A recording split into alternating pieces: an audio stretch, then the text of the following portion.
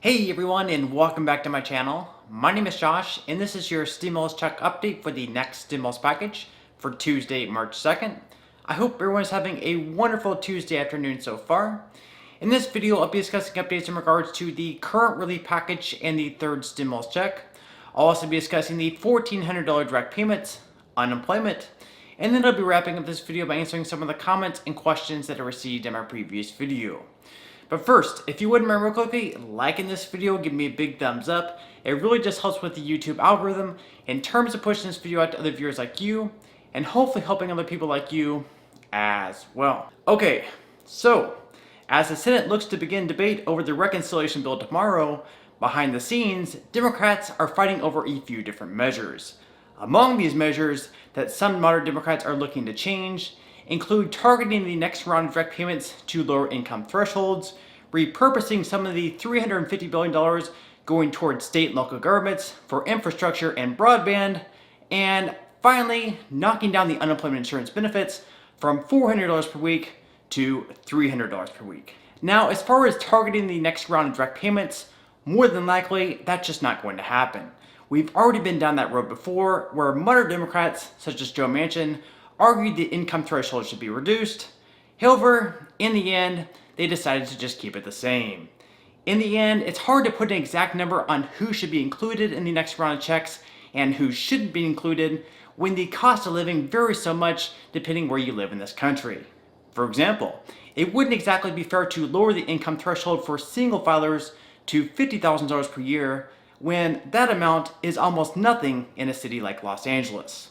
So, in the end, even though Manchin is still fighting to have the checks more targeted, I wouldn't expect for anything to change. Now, one thing that we could see change, possibly anyways, is the repurposing of the $350 billion currently going towards state and local governments. This is something that the White House has already been talking about, potentially repurposing some of the money towards infrastructure and broadband, so I wouldn't be completely surprised if they end up doing so.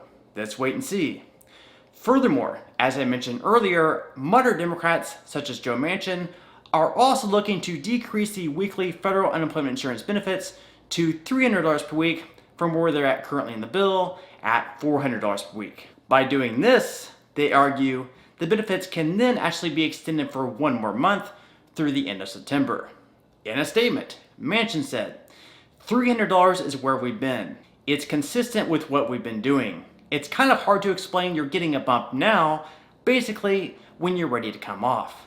In an interview, Manchin said that he worries that by increasing the benefits, it could make it harder for employees to return to their workplaces. If you're earning more on unemployment benefits than you would be returning to work, for example, Manchin argues there wouldn't be too much incentive to go back.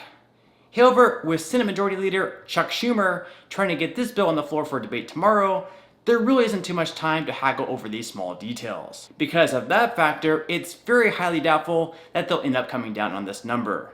Regardless though, with the federal unemployment benefits coming to an end on the 14th of March, it's going to be vital that Congress acts quickly on getting this bill passed through. Even if the bill is signed into law on the 14th, it's likely that people will still see a short lapse in their benefits, being that states still need a couple of weeks to make the changes in their systems. So, really, they need to try getting this bill passed a week before the 14th in order for people to avoid seeing a lapse in their benefits. Let's wait and see. Speaking of unemployment, first-time jobless claims fell all the way to 730,000 for the week ending on February 20th. Even though this number is still extremely high, it is still the lowest it's been since November 28th. So, obviously, there's a very long way to go before we get those numbers back down to pre-pandemic levels. Okay. So, again, starting tomorrow, the Senate will more than likely start their 20 hours to debate, which will be followed by a vote-a-rama. Then, by the end of this week, Democratic leaders hope that they will be able to vote on and pass their revised bill.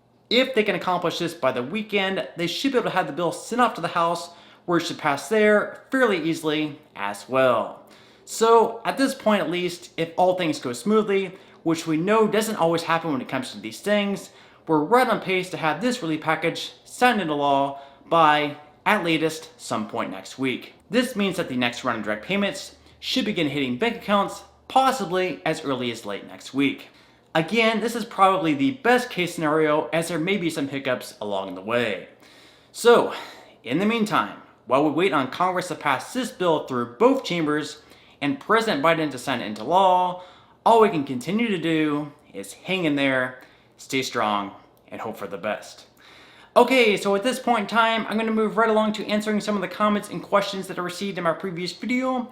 So, without further ado, let me go ahead and jump into the first comment of this video, which is from John. John says, "Hi Josh, my sister-in-law has 2 kids. One is 6 and the other is 10. How much money will they receive if the new stimulus package is passed? Let me know so I can tell her. She is not sure." Okay, thank you so much for your question, John. And if the reconciliation bill gets passed in its current form, then your sister should be receiving, for her kids alone, $8,800. This is because for the direct payments, she'll be receiving $1,400 for each child, which totals $2,800. Then, with the increased child tax credits over the span of a year, she'll be receiving $3,000 for each child. More than likely, they're going to be looking to send these payments out on a monthly basis, so if that's the case, she should be receiving $500 per month. Then, of course, she'll receive a direct payment of $1,400 for herself, and if she's married, her husband will receive a direct payment of $1,400 as well. Okay, moving right along to the next comment video, which is from Valdeta. Valdeta says, "Hey Josh, I have a question. I just had a baby on February 18th. I want to know, would she get a stimulus check if this bill passes?" Okay, thank you so much for your question, and first off, congrats on your newborn. Secondly, yes, if the bill ends up passing, you would be eligible to receive another $1,400 for your new dependent. However, in order to receive your payment, you may end up having to wait until next year to claim the $1,400 as a credit on your tax returns. This is because you wouldn't be able to claim your newborn as a dependent on your 2020 tax returns since he or she was born this year. And since the IRS wouldn't have a way of knowing about your new dependent, since your newborn wouldn't be listed as a dependent on the tax returns that you filed this year, then they wouldn't automatically be sending you the extra money. Alright, so on that note, I'm going to go ahead and wrap up this video. If you did enjoy the content in this video, and you'd like to see more videos like it, please consider subscribing to my YouTube channel. It is completely free to do so, and it's a great support to me. Also, if you'd like to receive 4 free stocks from Webull, with 2 of them valued all the way up to $1,600 each, or 1 free stock from Robinhood, just for signing up and linking your bank account, please feel free to claim those free stocks by clicking the link in the description box below. And finally, if you join Rakuten with my referral link in the description box below and spend at least $20, Rakuten will give you $20 cash back. This means you can buy an item through Rakuten with one of their referral links, such as Nike or Macy's, for $20, and Rakuten will give you $20 just for making that purchase.